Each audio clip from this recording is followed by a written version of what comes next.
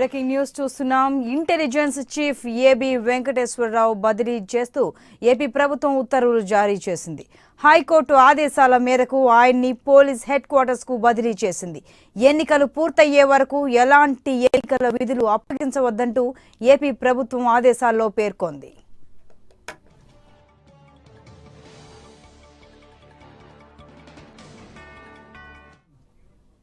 ఇక మరింత సమాచారం మా సచివాలయం ప్రతినిధి ఎంపీరావు అందిస్తారు. ఎంపీరావు, చెప్పండి, ఇంటెలిజెన్స్ చీఫ్ ను బదిలీ చేస్తూ ఆదేశాలు జారీ అయ్యాయి, వివరాలేంటి?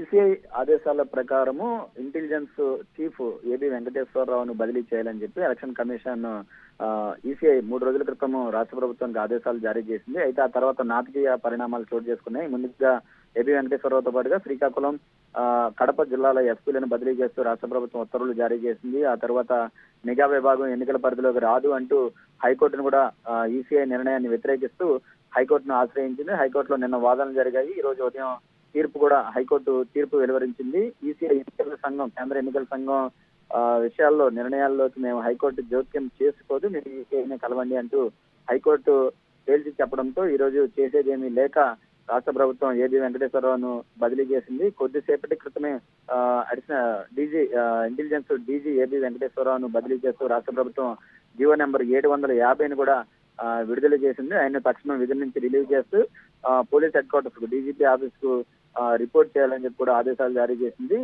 ఆయన తరువాత సీనియర్ ఆఫీసర్ కు బాధ్యతలు అప్పగించాలని చెప్పి కూడా జీవోలో పేర్కొన్నారు.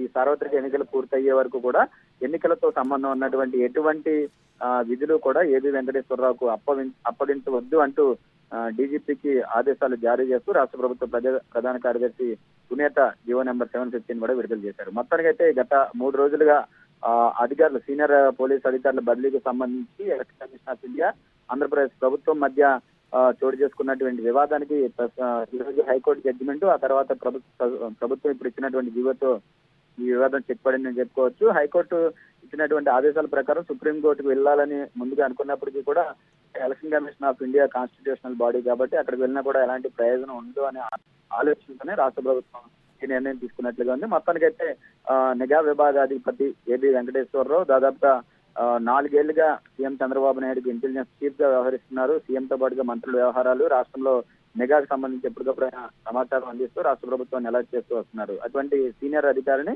తప్పనిసరి పరిస్థితుల్లో ఈసీఐ ఆదేశాలకు లోబడి ఈ రోజు ఆయన బదిలీ చేస్తూ కూడా రాష్ట్ర ప్రభుత్వం జీవోను విడుదల చేసింది. ఈ సాయంత్రం కల్లా కొత్త చీఫ్ ను నియమించే అవకాశాలు కూడా ఉన్నాయి. రైట్ ఎంపీరావు, థ్యాంక్ యూ.